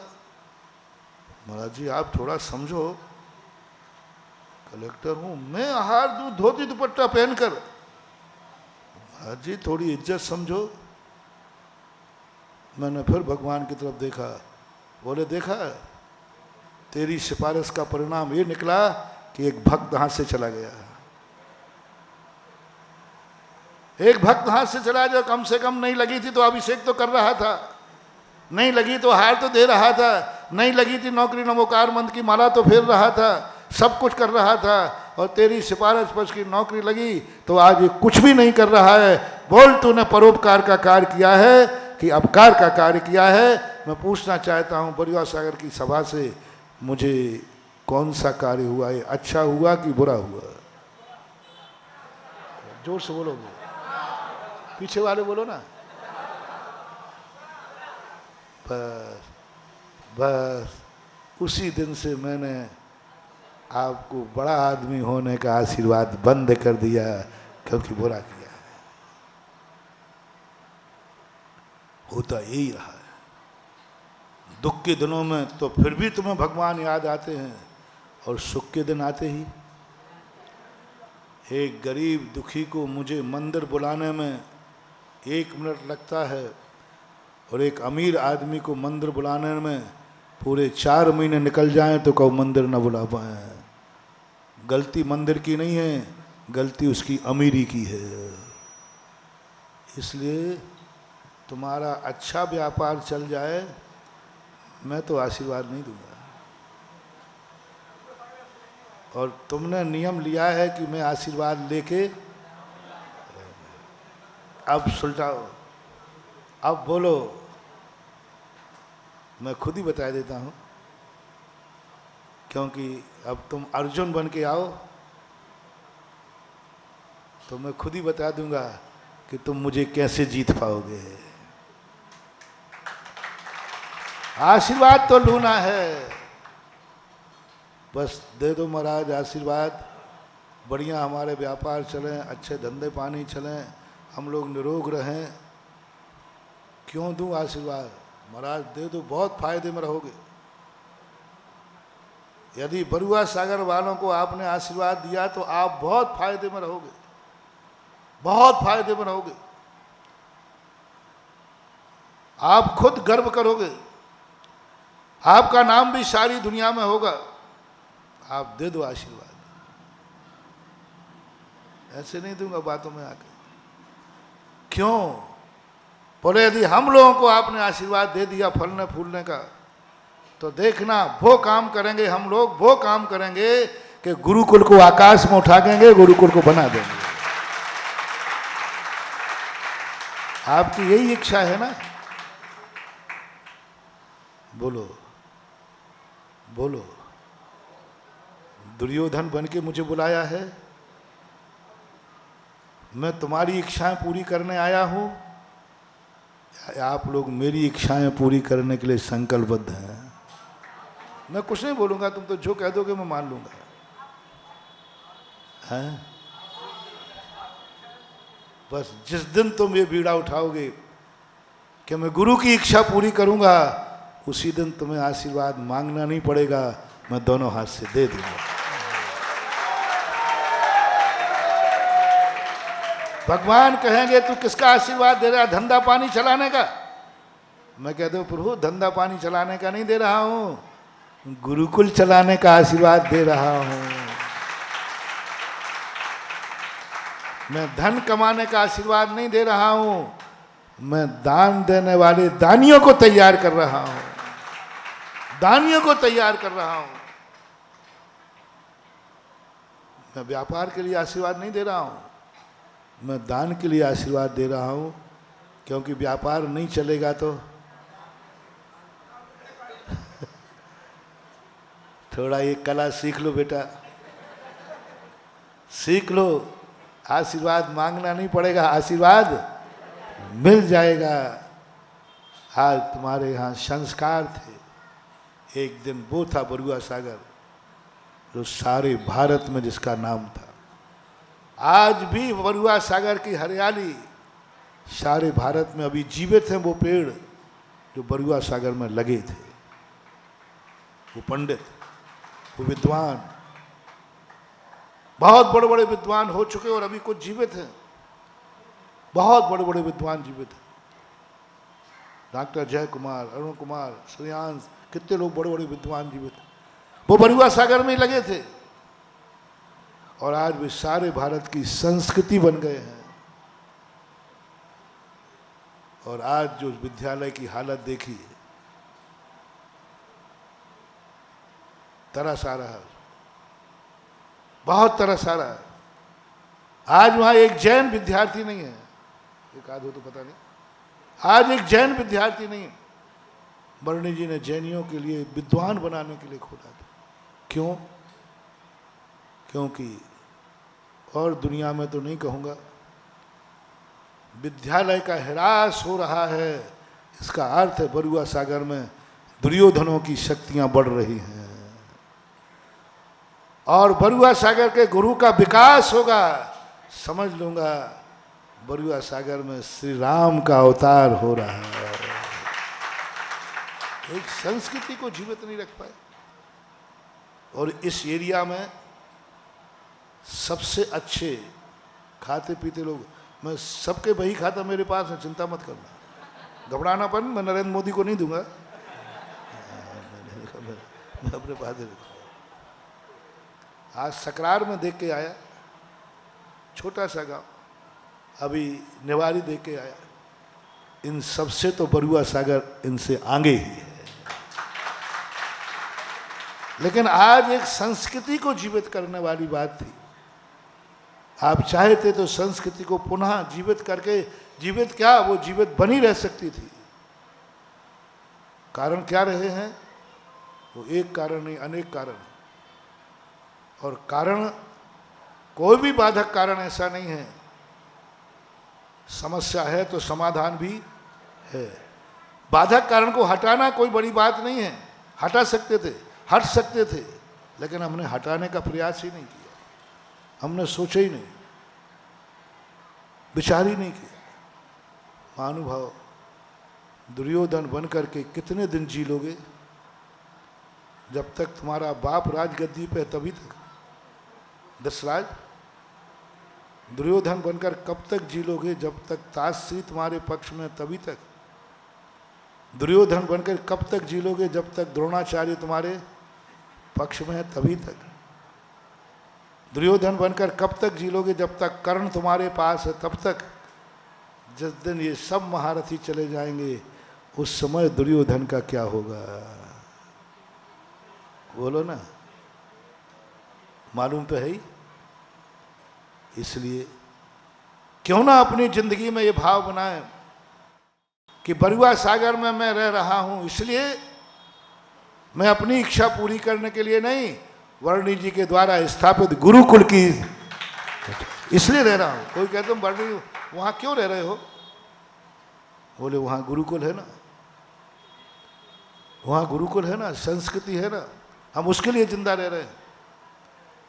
एक साल मात्र बरुआ सागर का हर व्यक्ति ये खा ले, एक संकल्प कर ले, मेरी जिंदगी मेरे लिए नहीं, गुरुकुल के लिए।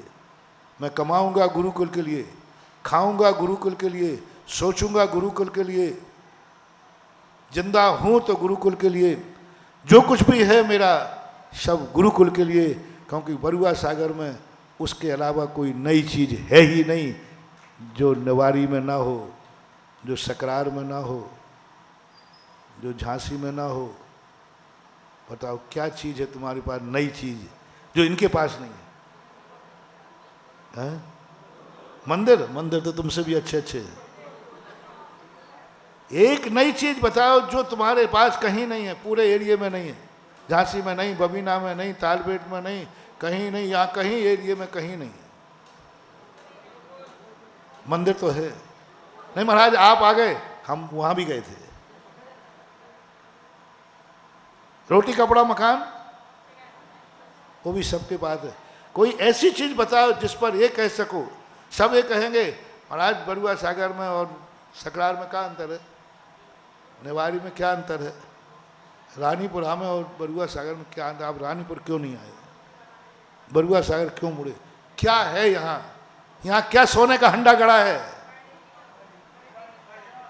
बरुआ सागर वाले रानीपुरा वाला कह सकते महाराज आप रानीपुरा क्यों नहीं आए, बताओ बरुआ सागर क्यों गए, क्या है यहाँ ऐसा जो हमारे यहाँ नहीं है? हम क्या जवाब देंगे? जो जवाब मुझसे दिलवा रहे हो वही जवाब आप दे दो ना, कि हमारे यहाँ सब कुछ वही है जो दुनिया में है, लेकिन हमारे पास वो गुरुकुल है जो दुनिया में नहीं है। ये मुझे गर्व, एक पहचान है बरुआ सागर को। कौन पूछता है? एक गांव है, एक कस्बा है। मात आज बरुआ सागर को याद करता है तो गुरुकुल के कारण। और आज मैं भी यहाँ आया हूँ, ध्यान रखना, मैं बरुआ सागर के लिए नहीं आया हूँ। मेरे पास रास्ता दूसरा था, दूसरा रास्ता था। मात यदि मुझे कोई यहाँ लाया है तो उसका नाम है गुरुकुल लाया है। जो तुम्हारे गौरव की चीज है, जो तुम्हारे गर्व की चीज है, वही उपेक्षित पड़ी हुई है। जो तुम्हारे गर्व की चीज है, जो तुम्हारी पहचान है, जो तुम्हारी ध्वजा है, जो बरुआ सागर का गर्व है सारे भारत में, वही चीज उपेक्षित पड़ी है। यही सबसे बड़ी अज्ञानता, मूर्खता और दुर्योधन की नीति है। जो हमारा गौरव है वही उपेक्षित पड़ा है। कोई हुंडी नहीं लगती है वहां पर, कोई ऐसा कुछ भी नहीं है जो तुम्हारी समर्थ के बाहर हो। क्यों बाहर के लोगों के सामने हाथ फैलाते हो? गर्व भी तुम्हारा है तो तुम्हारी सुरक्षा भी तुम्हारी होना चाहिए। महाराज जी बार बार, इतने बार गया ये संजय, राजस्थान में 1-2 बार ये भी गए, सब लोगों को लेके पकड़ पकड़ के लाता था सब। कम से कम 50-100 बार तो हो गया होगा, जब देखो जो। और एक ही बात, महाराज जी कहीं से मिले माए, कुछ सेठों से दिलवा दो बरुआ सागर का विद्यालय। और मैं पता नहीं क्यों नहीं बोलने का मन होता था। खूब प्रश्न किए, खूब बुलवाने की चेष्टा की, थोड़ा थोड़ा बोला भी, लेकिन वो जोश में नहीं बोल पाता जितना अभी बोल रहा हूं। ऐसा जनता से नहीं कह पा रहा हूं तो हे मेरे भक्तों, यदि तुमने बरुआ सागर के विद्यालय को नहीं दिया तो वो मेरा भक्त नहीं। बोल नहीं पाता था। मैं सोचा क्यों नहीं बोल पा रहा हूं। और जब देखो, जब एक बार आज जब बरुआ सागर आया, तब बरुआ सागर को देखा। भीख कौन व्यक्ति मांगता है? किसके लिए मांगी जाती है? असमर्थ को, पुण्यहीन को, भाग्यहीन को भीख मांगता है, भीख मांगी जाती है। बरुआ सागर में आने के बाद कहा कि बरुआ सागर इतना समर्थ है कि एक गुरुकुल नहीं 2 गुरुकुल चला सकता है, भीख की जरूरत ही नहीं। बरुआ सागर के लोग इतने समर्थ हैं कि वो कह सकते हैं कि हमें बाहर की कोई जरूरत नहीं, गर्व मेरा है, गौरव मेरा है, ध्वजा मेरी है, पहचान मेरी है, उसकी सुरक्षा करने में भी मैं समर्थ हूं। समर्थ। बरुआ सागर की जैन समाज इतनी समर्थ है कि उस विद्यालय को 1 साल के अंदर उठा सकते। मात्र 1 वर्ष के लिए क्या मानना है? मैं जो कुछ भी सोचूंगा, बोलो, जो कुछ भी करूंगा, जो कुछ भी खाऊंगा, जिंदा रहूंगा, कमाई करूंगा, सब चीज में यहाँ वहाँ, जहाँ तहाँ, जहाँ देखो वहाँ वहाँ गुरुकुल हो जाए, फिर आशीर्वाद पर छप्पड़ फाड़ के आशीर्वाद मिलेगा।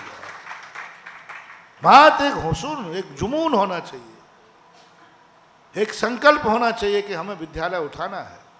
हमारी पहचान हमें खोना नहीं है, हमारी पहचान को हम धराशायी होना नहीं देंगे। हम उसके लिए जिएंगे, हम उसके लिए जिएंगे, हम उसके लिए कुछ करेंगे। बस ये जैसे ही हो जाता है, राम राज आ जाता है। आज राम की जरूरत नहीं है। राम इसलिए नहीं आ पा रहे हैं कि हनुमान है ही नहीं है, क्योंकि बड़ा आदमी स्वयं की रक्षा कर नहीं पाएगा, और हनुमान है नहीं तो क्या होगा? बड़ा आदमी, राष्ट्रपति का कार्यक्रम कई बार हो जाता है, बोले वहाँ प्रोटोकॉल ठीक नहीं है। अब बड़े आदमी स्वयं की रक्षा कर नहीं पाएंगे, और हनुमान है नहीं, तो रामचंद्र जी पागल नहीं है जो यहाँ मरने के लिए आवे। इसी प्रकार विद्यालय, गुरु, धर्म शास्त्र ये अपनी रक्षा कर नहीं सकते, और रक्षा करने वाले आप लोग हैं नहीं, इसलिए धर्म आता नहीं। मुझे राम नहीं चाहिए, राम तो सदा आने को बैठा है, बस जिंदगी में हनुमान बन जाओ, भगवान को खूब बुलाने की कोई जरूरत नहीं। हनुमान बन जाओ, भगवान को बुलाने की जरूरत नहीं, वो बिना बुलाए आएगा। बस तुम्हें हनुमान बनना है। तुम्हें एक ही संकल्प करना है कि हमारा गुरुकुल है, हम उस गुरुकुल को उठता हुआ देखना चाहते। पूरी समाज एक होकर के, आपसी कसायों में मत रखो, आपसी विकल्पों में मत जुड़ो। नुकसान न तुम्हारा होने वाला है, न सामने वाले का होने वाला है। नुकसान किसका हो रहा है? हमारी शान का। बरुआ सागर की शान क्या है? तो शान का नुकसान हो रहा है। इस शान का नुकसान मत होने दो। थोड़ी थोड़ी बातों में आकर के इससे दूर मत भगो। घर में तुम इतने बेशरम हो, इतने बेशरम हो कि भाई तुम्हें यदि एक दुकान नहीं देता है तो तुम छोड़ के निकल जाते हो, कोर्ट केस करते हो, लेके रहते हो। धर्म क्षेत्र में थोड़ी सी बात होते ही छोड़ देते हो। नहीं, धर्म क्षेत्र हमारा था, है और रहेगा। हटो मत उससे, उसको जूझो और कर सको। तो मैं तो यही सोच के आया हूँ, और अब ये भी पक्का है, तुम समर्थ हो, तुम कर सकते हो। और जो स्थितियाँ उस गुरुकुल की हैं वो बरुआ सागर के काबू के बाहर की नहीं है। आराम से कर सकते हो, बस मन बनाना है। आज से 24 घंटे घरों में महिलाएं, तुम्हें किचकिच करने की बहुत आदत है, बस आज से नियम ले लो, हम 2 महिलाएं मिलकर चर्चा करेंगे तो गुरुकुल की करेंगे। बच्चों से चर्चा करोगे तो गुरुकुल की करोगे। 24 घंटे एक ऐसा जुनून बना लो, कोई भी यहाँ आएगा उससे चर्चा करोगे तो वो पागल हो जाए। भैया बरुआ सागर मत जाना, वहाँ एक ही धंधा है, एक ही चर्चा है, गुरुकुल गुरुकुल गुरुकुल। पर वहाँ गुरुकुल के गुणानुवाद गाते हैं, गुरुकुल की चर्चा करते हैं। वो लोग जीते ही गुरुकुल के लिए हैं। ये हवा सारे भारत में पहुँच जाए तो सारे भारत को बुलाना नहीं पड़ेगा, वो खुद हाथ जोड़ करके आएगा। वो ऐसा गुरुकुल कहाँ है जहाँ के लोग जिसके लिए जीते हैं? वो हनुमान कहाँ है जो राम के लिए जीता है? उसको कोई नहीं ढूंढ रहा है, कोई नहीं ढूंढ रहा है जो राम के लिए, जिसके लिए राम जिए थे। लेकिन जिसके लिए जिया था हनुमान, आज दुनिया में राम के मंदिर ज्यादा हैं कि हनुमान के? क्यों? क्योंकि वो राम के लिए जिए थे। राम किसके लिए जिए थे इसका कोई अता पता नहीं है, लेकिन जो राम के लिए जिया था आज वो जीवित है। इसलिए धर्म, ये संस्कृतियाँ तुम्हारे लिए जीवित रहें, इसकी कल्पना मत करो। तुम लोग जीवित रखो, और तुम्हें कोई चर्चा करना हो, आपकी पड़ी हो, मेरी नहीं पड़ी। मैं तो संस्कृत विद्यालय के खोलने की बात है ना, तो मैं तो कहीं भी खोल दूंगा। और तुम्हें मालूम है कि मैं जहाँ चाहूँ,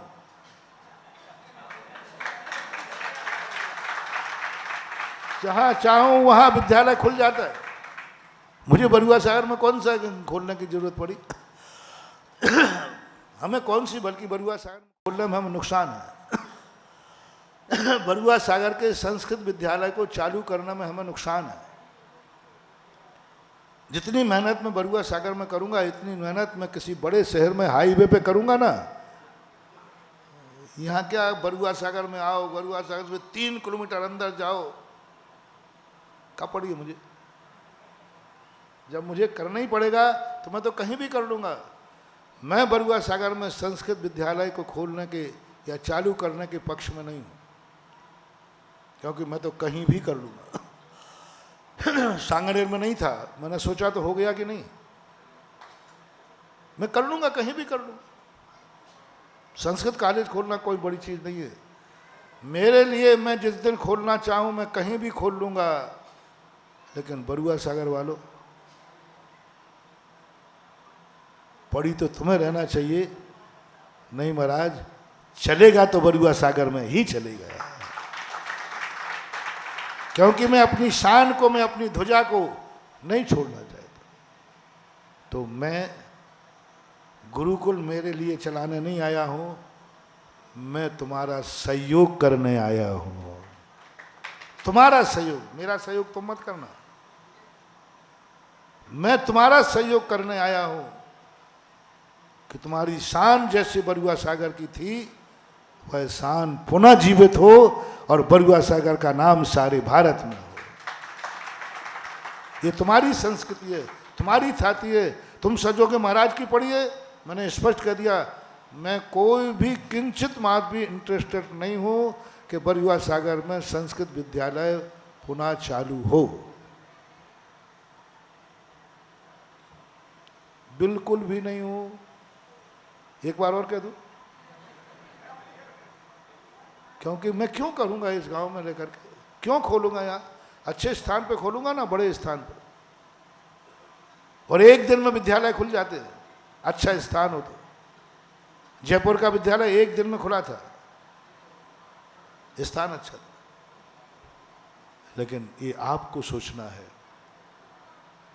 महाराज मिले हैं, निमित्त मिला है, कोई साधु तुम्हें सहयोग देने आया है तो इसका लाभ ले लो और सारे रास्ते विद्यालय को उठाने के निकाल लो। नहीं तो विद्यालय नहीं उठेगा तो धराशायी हो जाएगा। दो ही तरीके होते, यदि नहीं उठा पाए तो क्या हो जाएगा? धीरे धीरे धराशायी हो ही गया। एक भी जैन छात्रावास में कुछ भी नहीं हुआ, धराशायी हो जाएगा। अपन रक्षा करते करते क्या करेंगे? रक्षा नहीं कर पाएंगे धीरे धीरे। इसलिए जागो, चेतो, अंतर की चेतना जगाओ। बरुआ सागर का एक जो गौरव है, सारी समाज मिलो। मैं तुम्हें जब तक यहाँ हूँ बस फर्स्ट एंड लास्ट है। यदि बरुआ सागर में आज बैठ कर के एक आध दिन के अंदर बरुआ सागर के उठने का स्थान नहीं, उसको उत्थान नहीं बनता है, तो फिर तुम बार बार मेरे पास आओगे, नो एंट्री। मैं अपना समय देना बंद कर दूंगा, क्योंकि बरुआ सागर को समय देना, खोदू पहाड़ और निकले, और वो भी नहीं निकले तो। इसलिए मेरा सिद्धांत है, पहाड़ नहीं, मेरी तो एक गैंती लगे और सोने का हंडा निकले है।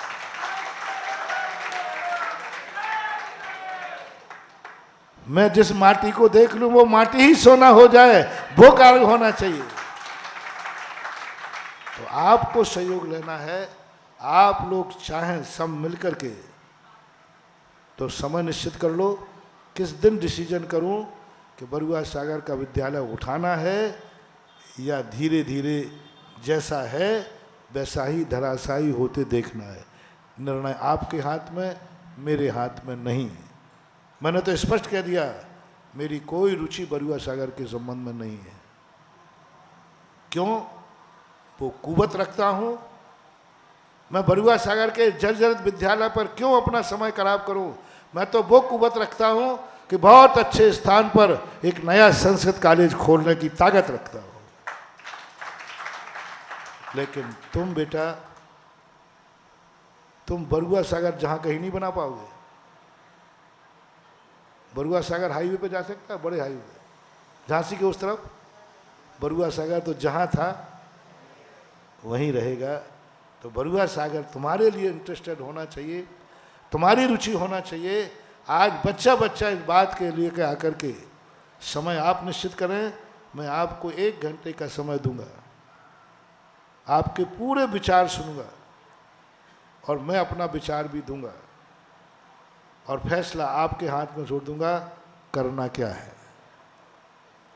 कोई विकल्प मत करो, कौन था कौन था अतीत सब भूल जाओ। ये ग्रुप था, ये नहीं था, ये नहीं, सब भूल जाओ। आज तुम 0 पे आ गए। कितने पे आ गए हो? 0 पे। अब उसके आगे एक एक अंक लिखना है या 0 ही 0 लिखना है? अंक लिखना है तो 1 लिखते ही 10 हो जाएगा, और द्वारा लिखते ही 100, और 0 ही लिखना है तो 100 0 लिखो तो बराबर 0 आएगा। समय आप लोग निश्चित कर लें कब समय रखना है, और प्रत्येक व्यक्ति अपनी भावना करे क्यों गया धर्म विद्यालय नीचे और कैसे उठेगा। पहले तुम लोग बताओ कि विद्यालय नीचे क्यों गया, क्यों बंद हुआ विद्यालय। वो तुम लोगों को मालूम है, मुझे मालूम नहीं है। वो आपके बुजुर्गों को मालूम है, मुझे मालूम नहीं है। विद्यालय कैसे उठेगा ये तुम्हें मालूम नहीं है, ये मुझे मालूम है, मैं बताऊं। लेकिन उठाना चाहो तो, और नहीं उठाना चाहो तो फिर कोई उपाय नहीं है। समय आपका हो गया, आप समय निश्चित करें कौन सा समय। सब लोगों को फ्री, हर व्यक्ति को अपना विचार रखने का पूरा अधिकार होगा। आपका विचार माना जाएगा नहीं माना जाएगा ये निर्णय नहीं है। मजिस्ट्रेट तो मैं बनूंगा ना। आप जिस वकील को वकील बन करके अपनी बात कहना हो कह सकता है, फैसला मैं दूंगा क्या करना है। ज़्यादा समय मत निकालना, नहीं तो निमित्त माचिस की काड़ी के समान होता है। तुम ये समझो मत समझो कि महाराज बरुआ सागर आए हैं, नहीं, बरुआ सागर का एक दिन कम हो गया है।